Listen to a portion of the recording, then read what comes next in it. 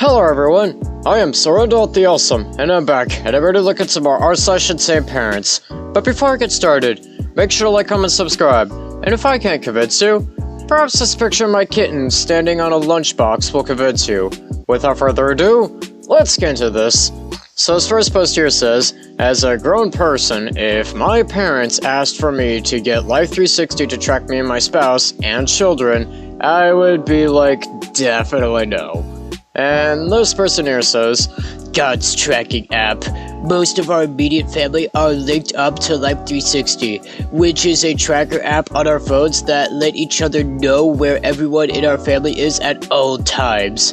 Even though our children are grown and have children of their own, there is something innate in us as fathers and mothers to know our children are safe and where they are in case of an emergency. Well, I guess that could also be kind of misused by insane parents.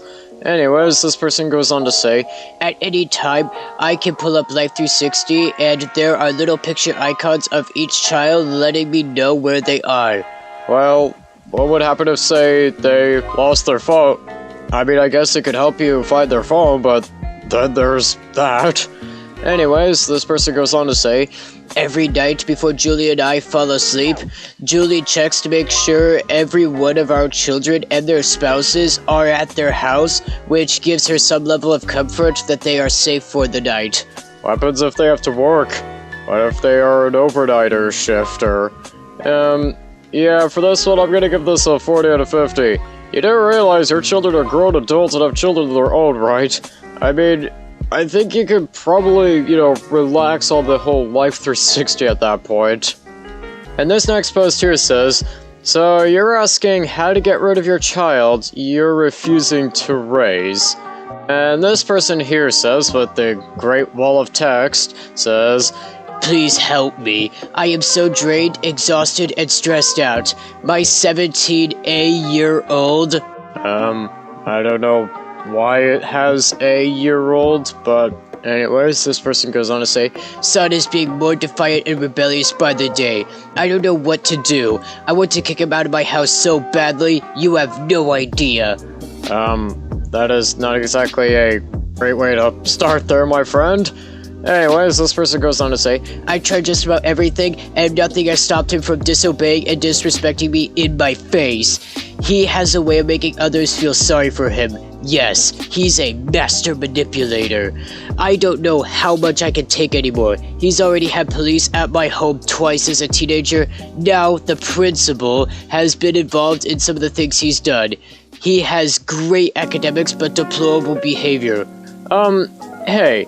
Quick question, can you maybe give some examples as to this bad behavior that you are mentioning here? Because you're just mentioning bad behavior, you're not, giving examples as to how he's being horrible at behaving. Anyways, this person goes on to say, it comes from the students he chooses to mingle with. Good thing he's graduating high school early. As a safe alternative and a healthy alternative, I created an exit plan for him to go to college right after high school and live on campus. He insists on staying in-state, however, I am trying to convince him that out-of-state is best. Well, I mean, in-state is typically cheaper. Anyways, this person goes on to say, I recently took his phone away for poor behavior and disrespect. Tonight, I discovered he had another phone under his pillow in his room. He refused to hand over this mystery phone he's been playing on. What? Anyways, this person goes on to say, I've had enough. I am done. I want out of this. I am tired. I want to expedite his exit plan and find a placement for him. Most of my family lives in California, so it's a little difficult. Are there alternatives for placements for 17-year-olds? My son is getting too comfortable disrespecting me, and it's time I expedite this strategy. Okay. So, let me get this straight. So basically, your son is disrespecting you, and, you're not gonna provide any examples of your son disrespecting you. Well, actually, you did give one. You gave one, and even then, that's a kind of iffy at best. I mean, I would say he probably paid for that phone with his own money, and also, the lack of details that you're providing is kind of worrying. I'm gonna probably give you like a 45 out of 50, because I do not like the lack of details you're giving me here. And this next post here says, this woman complaining about her grandkids that she takes care of. And this person here says, so, I have all the grandkids and kids today starting spring break out. Lita is here and she absolutely hates me. Like, she looks at me and screams bloody murder until someone, anyone, rescues her. I have told Raylin that she has to teach Lita that I am a cool grandma and not scary. Lita is sitting on the bed on my lap, but she didn't realize it. Tried to reach out for the dog. Raylin comes over and is cuddling with me and hugs and kisses me. Lita looks at me and then her sister, and then she is screaming bloody murder. She reaches over and hits and shoves Raylin, then lays on top of me, tapping my face. And this person here goes on to say, so, my monster granddaughter comes in to tell me something. I stop her and tell her she gotta earn her keep. Go wash the taters, cut into sixth, and boil for mashed potatoes. This little girl, who acts 25 at any given time, tells me that she is just a little girl and cannot be expected to earn her keep, and has her grandma. I need to handle my crap better. Hashtag can't with kids today.